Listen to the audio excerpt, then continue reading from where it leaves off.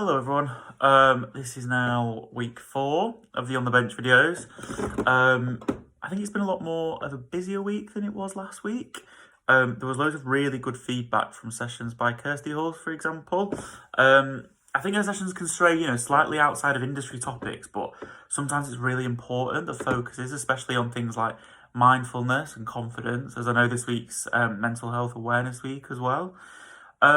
Sort of on that note, there's a really good webinar that I think is tomorrow by Women in Tech, which has some great talks, including like salary negotiation for women, which I think could be really beneficial for a lot of people.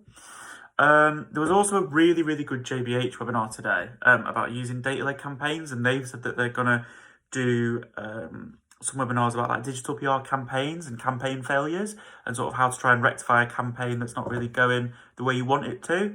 I've sort of been to a few of these webinars and sessions previously, and I think that that's something that is usually really useful. I know there's been loads of times when I've thought a campaign's going to do really well and it doesn't, and it's quite hard for you, if you've worked on it from the beginning, to see why that's happening. So to get the perspective of other people and look at other campaigns that you've not been as directly involved in and see how people tackle that, I think can be really useful when you're translating it back to your own campaigns.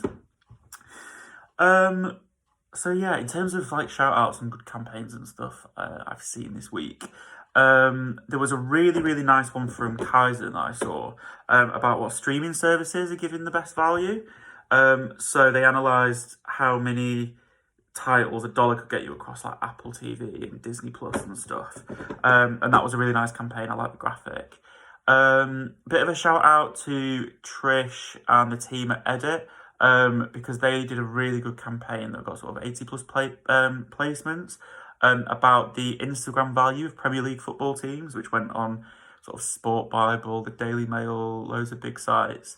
And then there was a really nice campaign as well from Rise at 7 about light pollution, and the graphics of that were really stunning.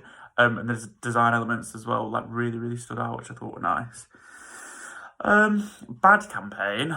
There was something that I spotted that really got my back up. I think it was by a Plymouth bus company, and effectively what they'd done is they'd used a bus that had been decorated in the pride flag, and said it had been done to celebrate key workers in the NHS, and that the pride flag and the rainbow flag had sort of taken on that meaning, and that was what the bus was being used for.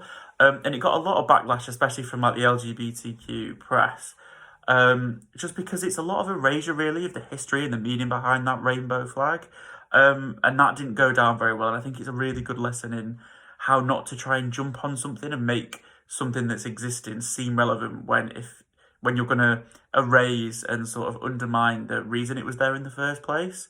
So yeah, I wasn't a fan of that at all. But yeah, in terms of stuff coming up this week, as I said, it's Mental Health Awareness Week. So maybe instead of focusing on like industry talks, etc., take some time out to do some mindfulness. I know it's not everyone's cup of tea. There's a really good app I've been using called The Changeist, and I'm a bit new to all this mindfulness stuff. It's never really been my sort of thing. But there's a woman called The Changeist, and she just does it from her own home, and she sort of leads like mindfulness and meditation sessions. But I'm sure there's loads and loads of stuff out there online. And I think it's really useful because at the minute, I think there's such a strive for everyone to keep hustling and sort of keep your work ethic up when we are living through one of the most bizarre times ever. And it can be really difficult to even just face the day at the minute. And I think sort of taking some time out to check in with your own mental health, make sure that you're doing the best for you at the minute, is really valuable. So if you choose not to do some sort of industry talk or webinar this week, then don't feel bad about it.